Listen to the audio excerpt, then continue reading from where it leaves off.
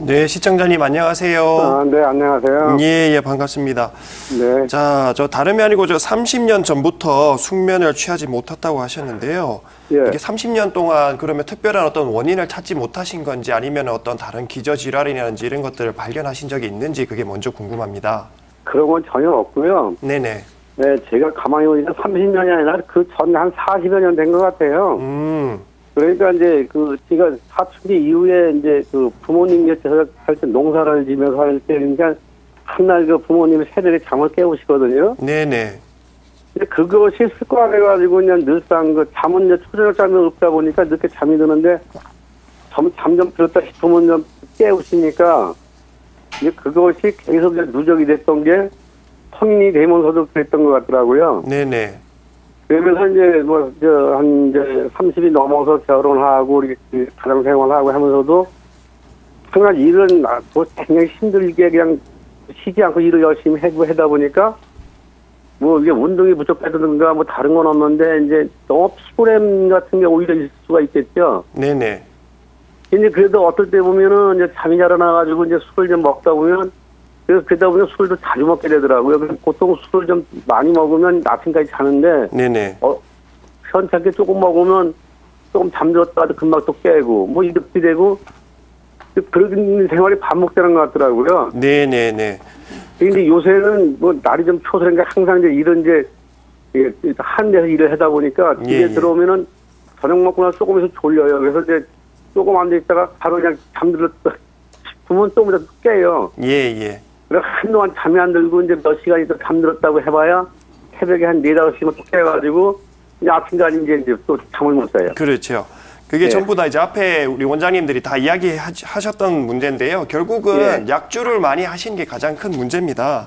그래서 약주 자체를 하시게 되면은 아까도 우리 권오빈 원장님 말씀하셨지만 당장에 잠이 드는 데는 굉장히 도움을 많이 주지만은 그 수면 유지를 하는 데서는 오히려 방해가 되는 거거든요. 그래서 약주를 하시면서 그 자체적으로 그 알코올을 대사를 하게 되면서 체온이 상승을 하게 되고 그렇게 되면은 예를 들어서 가슴이 두근거린다든지 아니면은 갑자기 꿈이 많아진다든지 중간중간에 자꾸 깬다든지 이제 그런 증상이 생깁니다. 그러면서 다시 이제 수면에 들어가기가 힘든 상황이 자꾸 생기게 되고요. 그래서 또 계속적으로 술을 계속 드시게 되면 그것들이 이제 한방에서는 술은 이제 열이 굉장히 많다라고 이야기를 합니다. 그래서 그 열이 이제 간이라든지 아니면 체온을 계속 높이는 작용을 하기 때문에 계속 숙면을 방해를 하게 되는데요. 그래서 가급적이면은 쉽게 말씀을 드리면 우리가 열대야 때 굉장히 더울 때는 우리가 잠을 잘 못 자는 거랑 똑같이 생각을 하시면 될 거예요. 그래서 추천을 드리는 거는 가급적이면은 음주를 조금 줄이시는 게 갑자기 오랫동안 이렇게 드셔왔던 거기 때문에 갑자기 끊기는 좀 힘드시겠지만 조금 줄이시면서 낮에는 좀 운동을 좀 많이 하시고 그러면서 다른 방법으로 어떻게 수면을 조금 더 잘 진행할 수 있도록 그런 방법을 찾아보시는 걸 추천을 드리고요. 그래서 괜찮으시면은 그런 것들은 술을 줄이면서 수면을 개선을 할 수 있는 방법은 한방 쪽에서는 어떤 약물 치료라든지 어떤 다른 침 치료라든지 이런 것들로 많은 도움이 될 수가 있으니까요. 그래서 가급적이면은 시간을 한번 내셔가지고 가까운 한의원에서 상담을 한번 받아보시면은 좋은 결과가 있으실 것 같습니다. 네네. 증상 자체로 봤을 때는 전형적인 아킬레스 건염의 증상이라고 보여집니다. 종아리가 뻐근하고 발 뒤쪽이 아프시다든지, 그 다음에 자고 일어날 때, 운동할 때 발이 뻣뻣하다든지, 전형적인 증상이라고 볼 수가 있는데요. 자, 그럼 이것이 왜 생겼는지를 먼저 어떻게 파악을 하는 게 가장 중요할 것 같습니다. 그래서 최초에 이 아킬레스 건이 아프시게 된 원인이 크게 급성적으로 예를 들어서 운동을 많이 하셨다든지 아니면 등산을 많이 하셨다든지 비탈길을 많이 오르셨다든지 이런 쪽으로 해서 아킬레스 건에 많이 무리를 급성적으로 많이 주셨는지 아니면은 평소에 별다른 일 없이 어떤 보행 자세의 문제로 인해 가지고 그 다음에 아킬레스 건 쪽에 아니면 뒤쪽에 있는 종아리 쪽 근육이 많이 자극을 받아서 지금의 증상이 생기셨는지 아니면은 엑스레이 검사를 통해서 봤을 때 이제 연세가 이제 62세 정도 되시면 어느 정도 이제 퇴행성 변화가 일어날 수 있기 때문에 아까 말씀하신 것처럼 종골에 있는 뼈 쪽이 많이 좀 자라나서 골극이 자라나서 아킬레스건을 자극을 했을 경우에 이렇게 생기신 원인인지를 파악을 하는 것이 제일 중요하겠습니다. 그래서 그게 먼저 파악이 된 다음에 그 원인을 제거를 하고 거기에 대해서 치료를 해야 되겠는데요.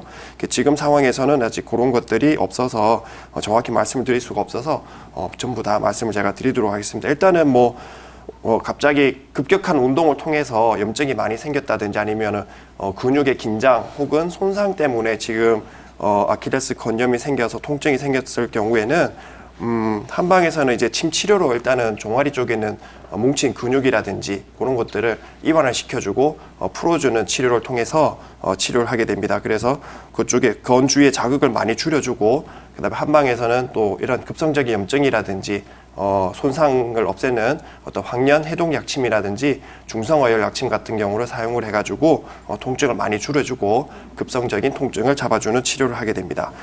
그리고 만약에 만성적으로 두 번째로 만성적으로 평소에 많이 걸으시다든지 특별한 원인이 없었는데 아킬레스 건염이 생기셨다고 하면은 일단 보행 자세를 먼저 체크를 하셔야 됩니다. 그래서 어떻게 걷는 자세 자체가 아킬레스 건 쪽에 자극을 많이 주는 또 골반이 틀어진 자세 아니면 좌우 보폭이 다르다든지 아니면 걸을 때 약간 뒤뚱뒤뚱 거드시다든지 이제 이런 것들이 아니면 신발에 문제가 있을 수도 있고요.